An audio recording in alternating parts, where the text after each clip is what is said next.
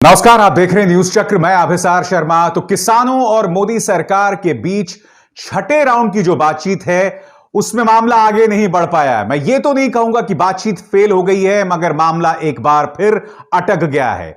किसान के जो बुनियादी मुद्दे थे, यानी कि 3 जो कानून हैं उन्हें खत्म किया जाए, उन्हें निरस्त किया जाए, उस पर सरकार अड़ी हुई है। मुद्दा नंबर 2, उन्होंने यह भी कहा है कि न्यूनतम समर्थन मूल्य पर जो आप कानूनी गारंटी की बात कर रहे हैं, पहले आप अपने धरने को खत्म कीजिए, उसके बाद उस पर बात होगी। यानी कि सरकार ने तेवर कड़े कर लिए हैं।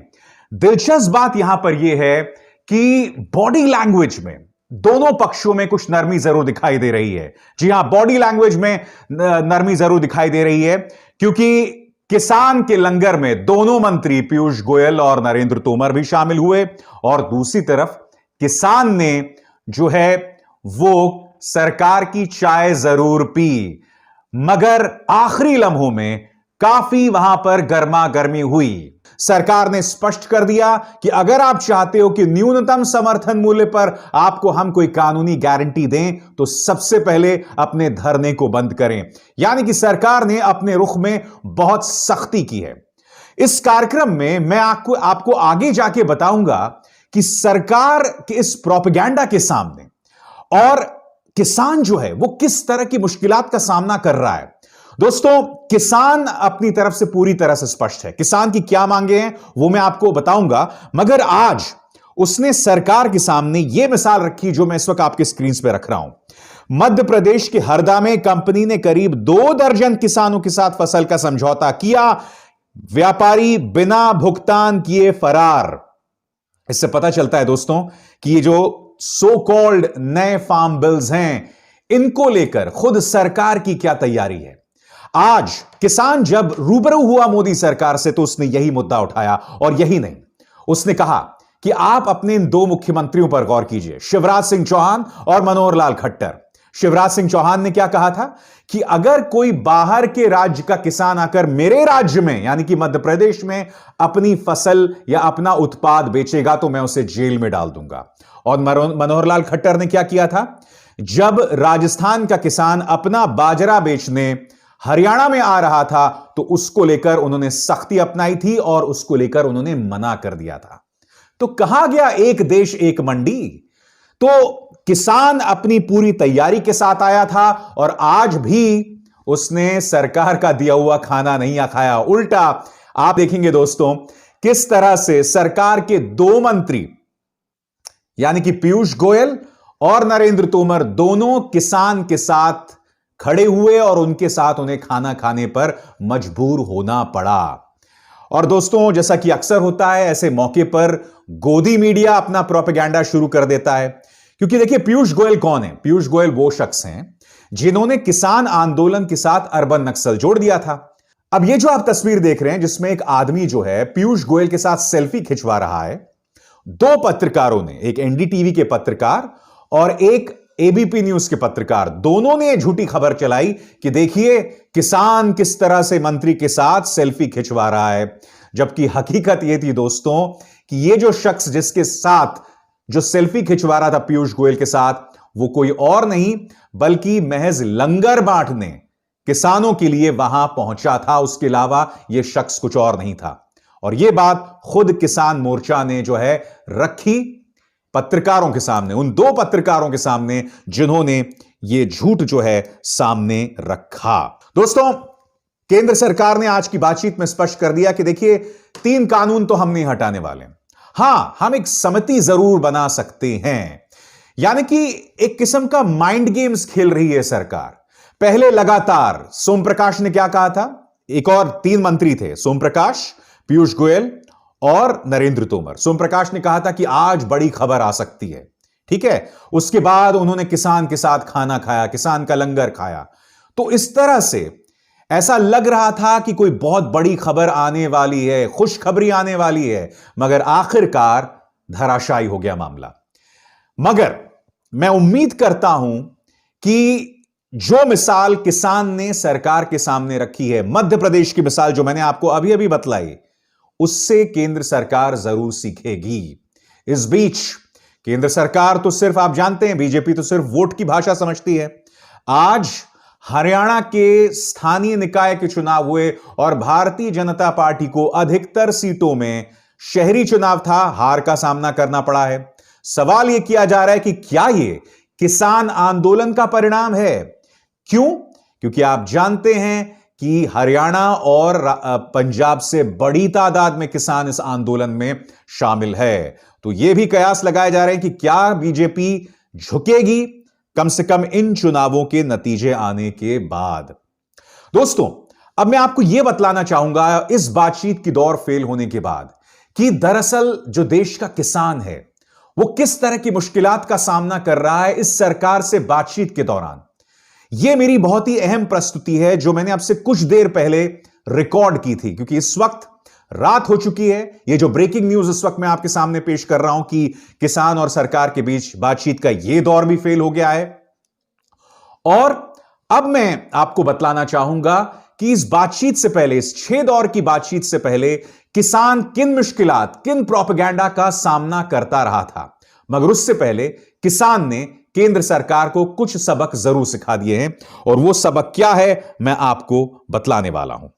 मुद्दा नंबर 1, 30 दिन में किसान ने पहली बात सरकार को समझा दिया, बीजेपी को समझा दिया कि टीवी के नफरती एजेंडे से कैसे निपटा जाए। दूसरा, समानांतर तौर पर वो अपना संवाद किस तरह से बना सकता है। तीसरा, सरकार बीजेपी के दिमाग के जरिए जो माइंड गेम्स खेला जा रहा है उससे किस तरह से निपटा जाए।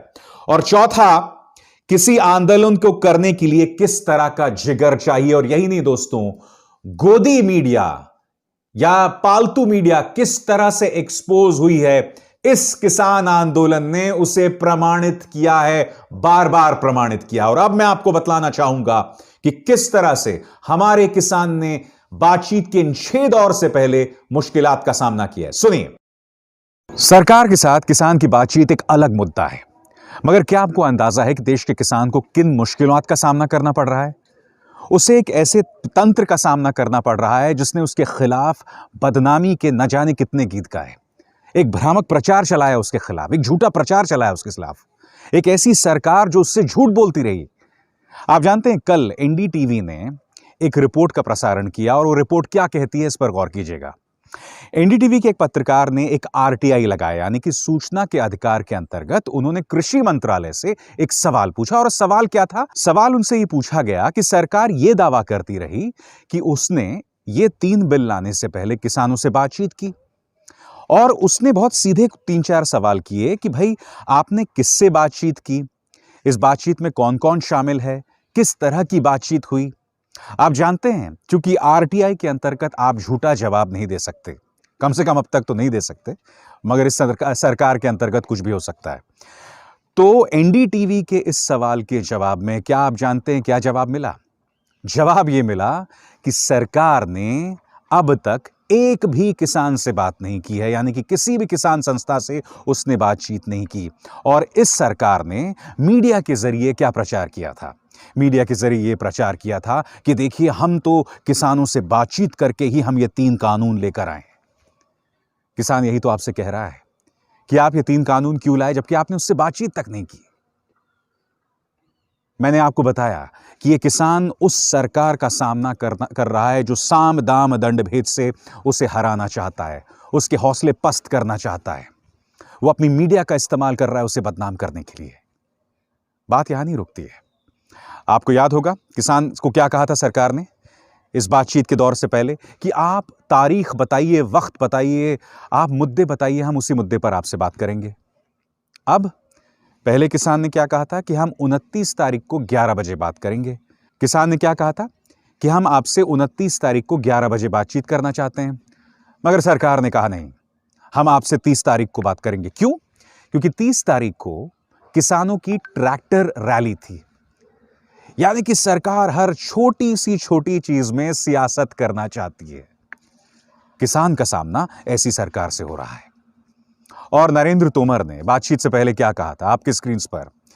प्रधानमंत्री नरेंद्र मोदी पर दबाव काम नहीं करेगा। मोदी जी ने देश में जीएसटी लागू किया, नोटबंदी लागू की, धारा 370 हटाई, कोरोना में लॉकडाउन का भी उन्होंने जिक्र किया। मैं नरेंद्र तोमर जी से कुछ सवाल पूछना चाहता हूं।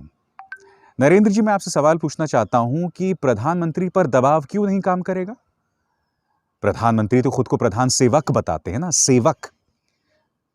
तो जो सेवक जनता का सेवक है, उस पर दबाव क्यों नहीं काम करेगा? और अगर देश की जनता, देश का किसान, देश का अन्नदाता उन पर दबाव डाल रहा है, तो भाई आपको दबाव से क्या दिक्कत है?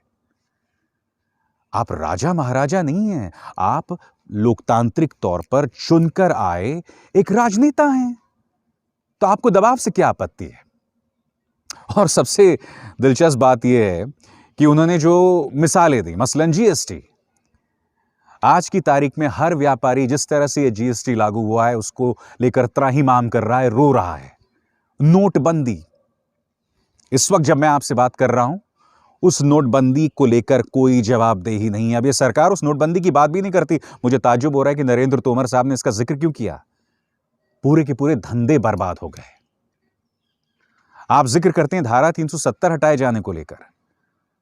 यह तो किसी भी सूरत में लोकतांत्रिक तरीका नहीं हुआ, क्योंकि धारा 370 भी जब आपने हटाई थी, तब भी आपने कश्मीर की जनता से बात नहीं की। उसको हटाए जाने के बाद आपने कश्मीर के तमाम जो मुख्य धारा के राजनेता हैं, उमर अब्दुल्ला, फारूक अब्दुल्ला, महबूबा मुफ्ती, सबको जेल में डाल दिया, सबको नजरबंद कर दिया। यह कैसे लोकतंत्र की मिसाल हो सकती है? लॉकडाउन की बात कीजिए। चलिए, आपने क्या कहा था? 21 दिन का लॉकडाउन है, उसके बाद कोरोना खत्म हो जाएगा। क्या हुआ उसके बाद? आज जब मैं आपसे बात कर रहा हूं, हमारे इस देश की वैक्सीनेशन को लेकर क्या कार्यक्रम है, यही मौजूद नहीं है। हर छोटा मोटा देश अपना कार्यक्रम बना चुका है कि वैक्सीनेशन किस तरह से किया जाएगा, टीकाकरण किस तरह से किया जाएगा, मगर भारत का कोई प्लान ही नहीं बना है। तो तोमर साहब, आप मिसाल किस तरह की दे रहे हैं? किसान का मुकाबला ऐसी सरकार से है।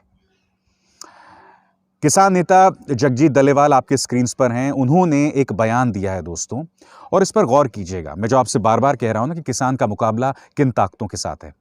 जगजीत दलेवाल ने कहा तमाम किसानों से कि देखिए, आप लोग जो आ रहे हैं प्रदर्शन स्थल की तरफ, आप लोग अपने ट्रैक्टर्स की, अपने वाहनों की ठीक से जांच करें, क्योंकि ये सरकार लगी हुई है आपको आतंकवादी बताने के लिए।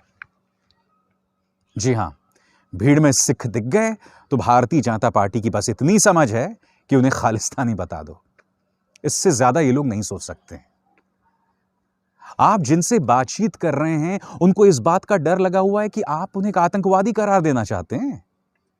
आपने क्या क्या प्रोपेगेंडा नहीं चलाया। सिंघू बॉर्डर वो किसान पहुंचा नहीं था, आपने उसे खालिस्तानी बता दिया था, आतंकवादी बता दिया था।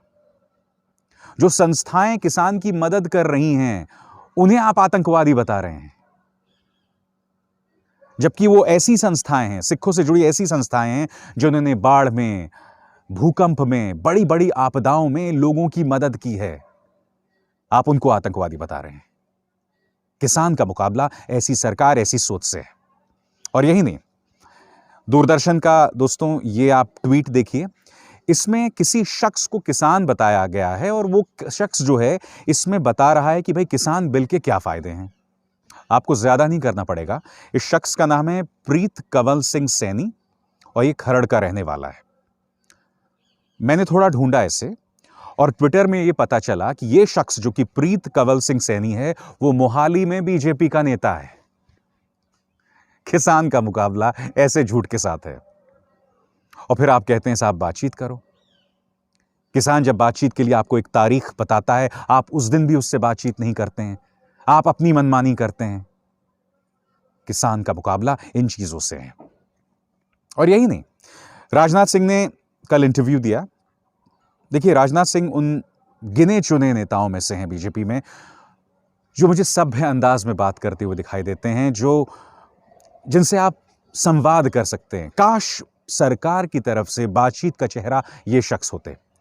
उन्होंने दो बातें की जिस पर आपको गौर करने की जरूरत है। सबसे पहली बात, उन्होंने कनाडा के प्रधानमंत्री जस्टिन ट्रूडो की कड़ी आलोचना की।